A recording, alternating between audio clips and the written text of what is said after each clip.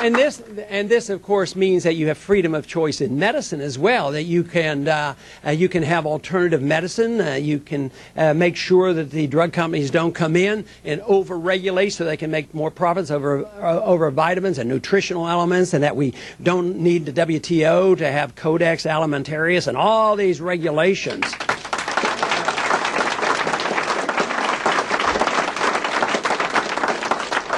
But I also don't want to run the economy because I don't know how to run the economy. And I can tell you, everybody I have met so far in Washington, they don't know either. They don't have the vaguest idea. And those few over there who think they're experts and they know what the interest rate should be, they don't know that either. The interest rate should be set by the marketplace. So I don't know how to run the economy. I don't want to. I don't have the authority to, and it's not designated in the Constitution. And I also don't want to run the world. I don't want to run other people's lives or other people's countries. I want to encourage an environment where people can thrive and where people can travel, where people can trade, and provide a sound currency, provide a principled position of property rights, and of course reverse the trend against the government ordination of eminent domain. I mean, we need to reverse that as well. But there are so many things that you can do to improve the environment, which I think the founders were talking about. The general welfare is the environment that we want to include, to take care of. And that means a sound currency and not, a paper currency that loses its value. So if we're able to achieve victory and I don't have anything to do, I would suggest you cut my pay.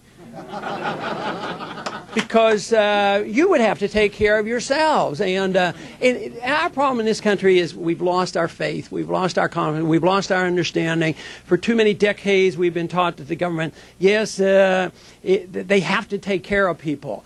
And the other thing that has happened over the last 100 years is the division of the concept of liberty, that there's such a thing as personal political liberty and economic liberty. Why is it that in freedom of speech you can have political speech, but you don't have a right to commercial speech? Speech is speech. It should be all the same. Freedom is freedom. Personal liberty is the same as economic liberty. But here we've had for decades now somebody say, oh, I believe in economic liberty, but I want to tell you what you can smoke and drink, and vice versa. Liberty is one element. It has to do not with groups. It doesn't depend on what group you belong to. It depends on one thing. It depends on being an individual. And every individual has this right. And the other thing that I have noticed in the campaign, which is very encouraging, is that these concepts are really the best thing in the world to bring people together. Our crowds are very diverse and they're great because they're not confrontational. Nobody wants to tell each other what to do. Just leave me alone,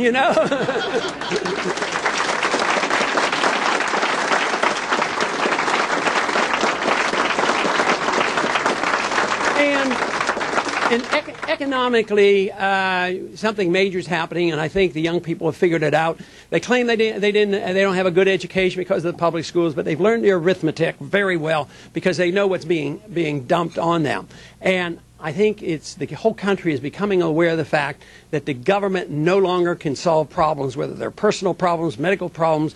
They certainly didn't do a very good job when they tried to solve the problems of New Orleans. They spent $50 billion, but look at that catastrophe. Central economic planning doesn't work. And the people are realizing this, and there's no trust in the future depending on the government. And I think what the campaign has been doing and what has been happening with people like you who have started clubs like this is you're starting to realize that these empty promises don't work, and that the promises of liberty and dependency and the positive attitude about what people can do, it's a positive message, it's a message of hope, and it's an answer. And it's not strange, it's not left-wing or right-wing, it just says people have a right to their life and their liberty. It's American. It's what has made America great. It's constitutional. It's just fantastic if we would only restart the machine, get back to the revolutionary times and pick up the pieces. It wasn't perfect back then. There's a lot of good things that come forward. The experiment on liberty has only been going on a short period of time in all of history. And in the last 100 years, we've just about dropped it. We've lost it. It's fading away. And yet, right now, I think these ideas are being revived, and people are saying, you know, there is a tradition here that's worth saving, and it is the humanitarian position. The humanitarian position is a message that comes from human liberty. It does not come from authoritarian. You know, they talked about the magic that Adam Smith talked about is the invisible hand. Well, you know, unfortunately, what we have done is we've given up this invisible hand on how things work, and we've given it over to the government, and now the government is using an iron fist, and I think the American people are tired of the iron fist approach to their lives.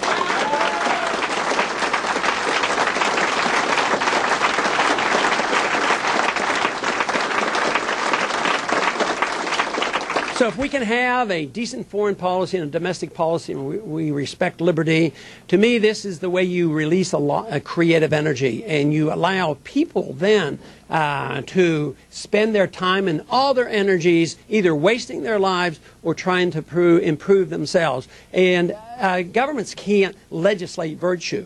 We should strive for virtue and excellence and prosperity, but we should have that society that provides the greatest abundance and provides the opportunities.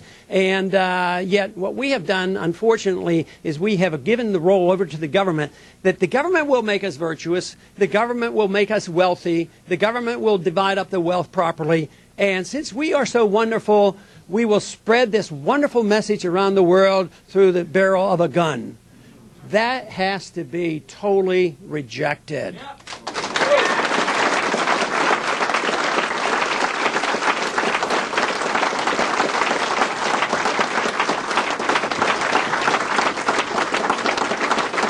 So I would close by congratulating the Robert Taft Club for your perceptiveness in starting this club a year ago or so. And look to Robert Taft, look for what his beliefs were, because he certainly was on the right track. But just as we look back at the Constitution, we can always improve on our past, we can always improve on ourselves, but we also ought to have the goal in mind. The goal ought to always be liberty. Thank you very much.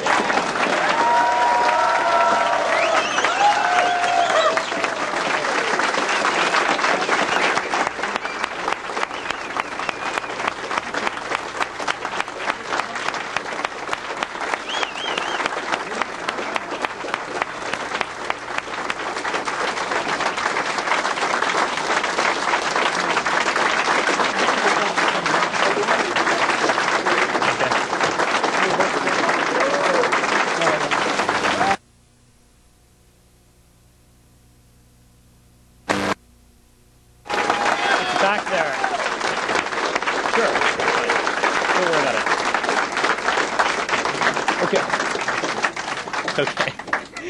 Okay, Congressman Paul has agreed to answer questions.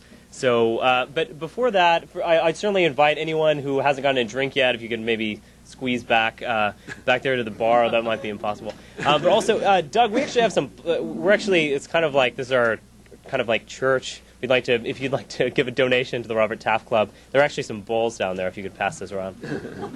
Right. Right, see? It's the whole... Okay, we'd appreciate it. And okay, if you can, it's best if you could get to a microphone, but if you simply can't, well, actually, I think that might just be impossible. So why don't I just take questions from the crowd, and I'll try to get to everyone, but we certainly can't be here all night. I'll get to you a second. Yes? Ron, Richard Hines from South Carolina. Another example of radical inflation to paper money would be Confederate currency. But I wanted to just make this suggestion. I think your style has so much integrity to it. I want to give you good news. Your stock is really rising in South Carolina. I guess you know that. Yeah.